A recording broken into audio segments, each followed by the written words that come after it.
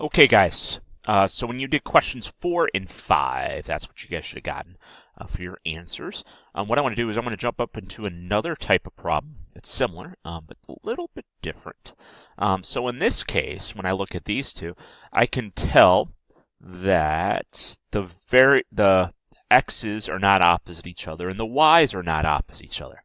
Well, like we said before, in order for us to use elimination, one of them has to be opposites. So what we're going to do is, if they are not, multiply one of the equations by a number that makes them opposite. Well, because I have 2 and I have 2, it's easy to make these opposites, because if I just multiply either of them by -1, that's going to make them opposite.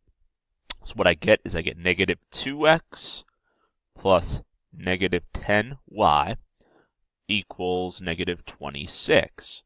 I still have 2x plus y equals negative 1. So the first step is to make one of the equations opposite each other of the other one, coefficient y. So that now becomes a negative 2, which means I can cancel those. So now, too many spots. Too many spots again. So now, because these two are opposites, I have negative 2x and positive 2x, now I can add them together. Negative 2 plus 2 is 0. Negative 10 plus 1y gets me negative 9y. Negative 26 plus negative 1 is negative 27. So I have a new equation, negative 9y equals negative 27. Well, because I have that, now I can solve this by dividing both sides by negative 9. And I get y to equal positive 3. So I have y equaling positive 3. So now that I know y equals positive 3, now I can find out what x equals. So what I'm going to do is just plug it into one of them. Doesn't matter which one. I'm going to plug into the top one.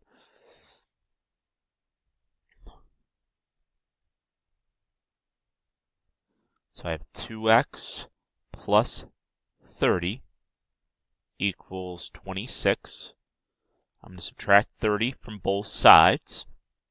So I got 2x equals negative 4. Divide both sides by 2. So you get x to be negative 2. So I'm going to check it by plugging into that second one.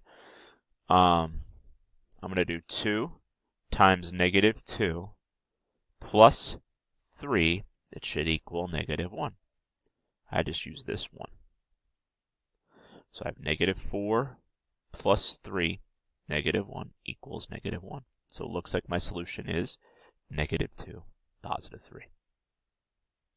Let me walk through one more with you guys.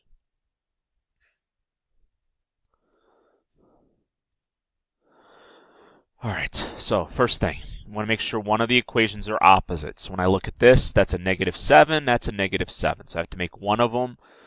When I look at negative 7 and negative 7, well, the opposite of negative 7 is positive 7. So I'm going to multiply this top one by negative 1 to make it into a positive 7. So I'm going to distribute the negative 1.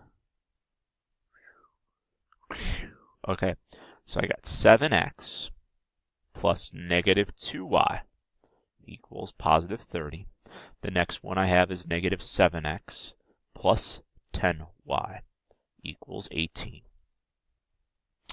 Those two cancel. Negative 2 plus 10 is 8y. 30 plus 18 is 48. Now we're just going to divide both sides by 8. So it looks like I got y to be positive 6. So once I know y is positive 6, I'm going to plug it into one of these two equations. We'll plug into the bottom one in for y. So I'm going to do negative 7x plus 10 times 6 equals 18. So I got negative 7x plus 60 equals 18. If I subtract 60, looks like I got negative 7x equals negative 42. So if I divide both sides by negative 7, looks like I got x to be positive 6. So it looks like I got 6, 6 to be my solution. So I'm going to check it in that top equation. Negative 7 times 6 plus 2 times 6 should equal negative 30. So I got negative 42 plus 12 equals negative 30. And it looks like I got negative 30 equals negative 30. So I'm going to ask you guys to try 8 and 9, and we will talk about those in a second.